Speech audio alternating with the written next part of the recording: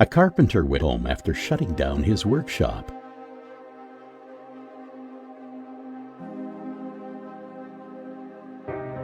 While he was gone, a poisonous snake entered his workshop. The snake was hungry and hoped to find its supper lurking somewhere within.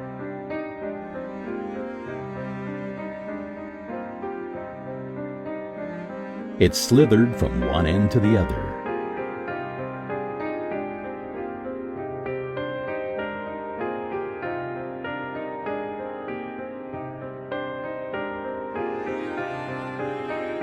Finally bumped into an axe and got very slightly injured. In anger and revenge, the snake bit the axe with full force. What could a bite do to a metallic axe? Instead, the snake's mouth started bleeding. Out of fury and arrogance,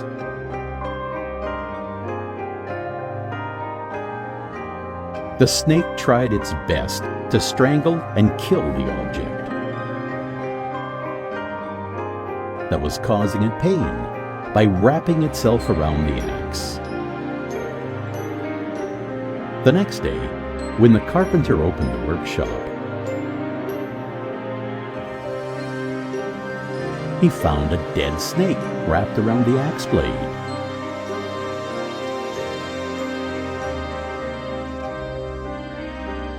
The snake didn't die because of someone else's fault,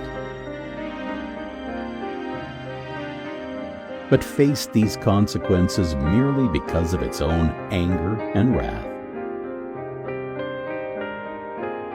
Sometimes, when angry, we try to cause harm to others. But as time passes, we realize that we have caused more harm to ourselves. It's not necessary that we react to everything. Step back and ask yourself if the matter is really worth responding to. For every minute that you are angry, you lose 60 seconds of happiness. Anger is your biggest enemy. Control it. Control your anger because it's just one letter away from danger. Where there is anger, there is always pain underneath.